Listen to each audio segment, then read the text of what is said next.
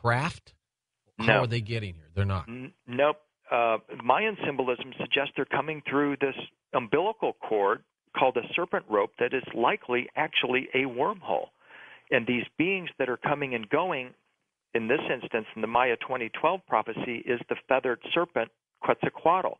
The feathered serpent, the term feathered serpent, is the very definition of the Judeo-Christian seraphim angels, these beings who have achieved the next level of human, who have transformed into light beings. So what we're suggesting here is that we're talking about a portal opening and these light beings coming and going from within it.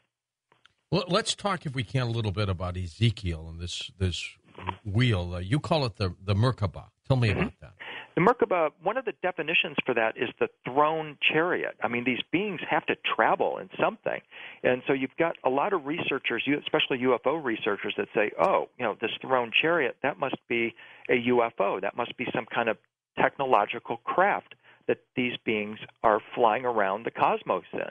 But in fact, in the esoteric tradition out of which the Merkabah emerges, they're saying, no, the Merkabah is in fact a light vehicle. It is, these figures have transformed themselves into the Merkabah, the space-time light vehicle, and they travel the cosmos as light beings. Ezekiel encountered one of these.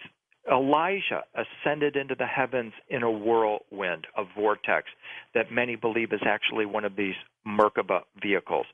Jesus appears to have utilized the Merkabah vehicle as well, and certainly the seraphim do too. In some of the depictions that we see, ancient depictions, there are pictures of craft in the background, William. I mean, you've seen some of these. Yeah. You've been to Abydos. You've seen that as well. Yeah. What's going on there? Well, some of them could legitimately be called UFOs. Others are explainable. I am not a proponent of the idea that these vastly advanced beings are traveling. I should say this, that all of them are traveling in hard or technological metallic craft. The ones that I'm interested in are those who are traveling in these light vehicles. These are organic craft. They are light beings. And we're talking about a race of beings who are far more evolved than extraterrestrials who travel in UFOs. The ones who are in UFOs are maybe, 100, 150 years in advance evolutionary or technologically speaking from where we're at right now. If we haven't already done it, and according to some people we have, we're already doing the time travel Stargate thing. That's already a done deal, according to the so-called insiders who have witnessed this. So we're at this level right now. The beings that we want to catch up with, the ones that I feel like we really want to be paying attention to, are those who have already achieved the highest level of transformation, this high order of angels that dwell in the center of the galaxy, the seraphim, and this type of being. All right. Well, when we come back, we're going to also talk about the Anunnaki and also get into some ancient text and ancient work of William Henry, some of what could astound you. So get ready for that. If you need to email me, George at coast2coastam.com. Back in a moment with William Henry on Coast to Coast AM. Well, next hour, we'll open up the phone lines, give you an opportunity to talk with William Henry. By the way, on our next Coast to Coast program, Timothy Schultz joins us as we talk about ghosts and hauntings. So get ready for that little Here Turner on Coast to Coast AM. We'll be right back with William Henry on Coast to Coast AM. William, do you believe the Anunnaki might have been serpents? No, I don't. I think that when they manifested to the primitive mind, that they might have appeared to be serpentine because, again, they were resplendent, they were shimmering, they were shining, and ultimately the highest level of the ones I focus on, Enki especially, seem to be traveling through these gateways and portals that we today call wormholes. And so the idea is that as they manifested on the earth plane to the primitive mind, they appeared perhaps as serpentine being. Now, that said, there are depictions in the British Museum, for example, and in the Seckler Gallery in Washington, D.C., that show these primitive beings that appear to be reptilian or have serpentine kind of faces.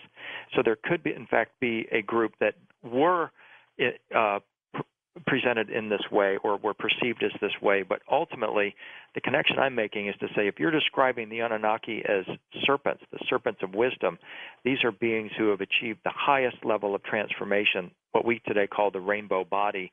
And in that manifestation, they appear to be somewhat serpentine.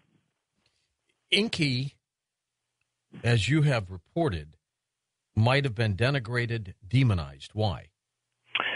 Well, his sole desire, according to the Sumerian stories, was to uplift humankind, to even allow humankind to exceed the capabilities of the gods.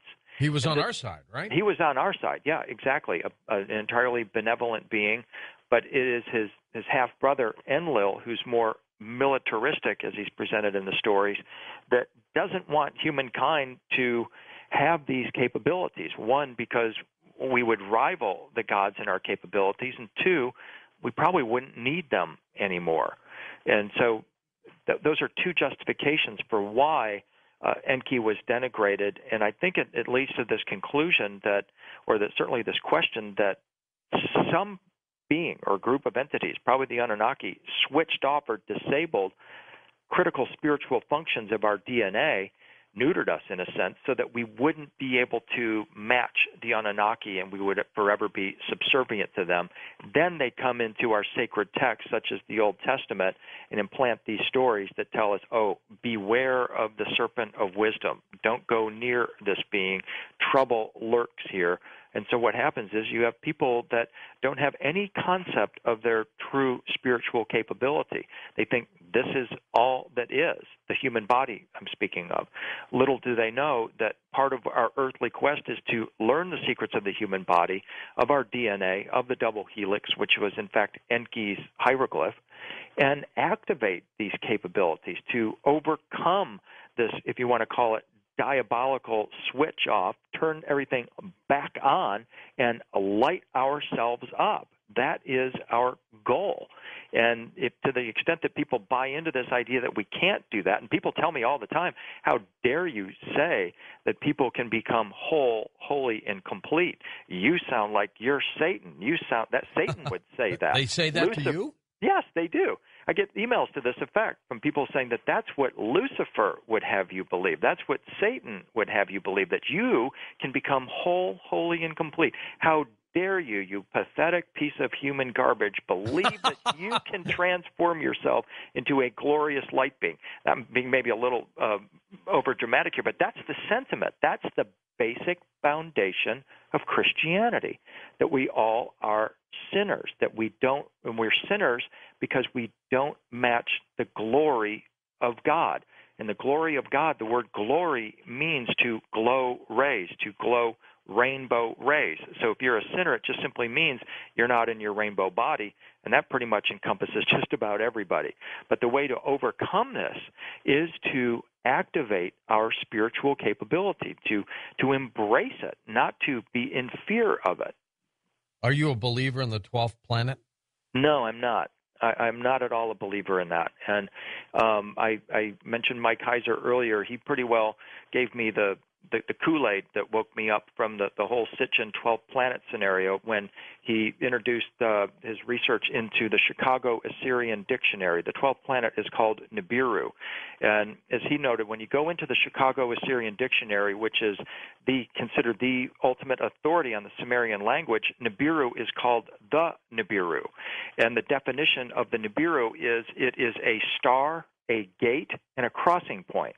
Now, Mike disagrees with my linking those words together, saying you can't add the words star and gate together to come up with a conclusion or hypothesis that Nibiru is in fact a stargate, but that's my operating premise, that these beings are light beings who travel the universe through stargates and wormholes, and the Nibiru, I just don't subscribe to the 12th planet scenario any longer. The the bloodlines that David Icke has talked about, where he believes that the reptilians are ruling the planet right now. As far-fetched as it sounds, William, there could be an air of truth to that and believability. Yep, there could be. And I'm not telling anybody that, don't follow David Icke. He's constantly, like Jordan Maxwell, feeling like he's persecuted, that people are out to get him, and that they're going to try to somehow destroy his message. I'm not that guy. I'm saying, yeah, go for it. Research that. Take a look at it. But I would encourage you to spend equal time taking a deeper look at this imagery, at these beings, and say, well, wait a minute. These winged serpents that appear all over the place as seraphim, these aren't beings that are trying to somehow control the banking system of Earth. They have a little bit more on their mind than that.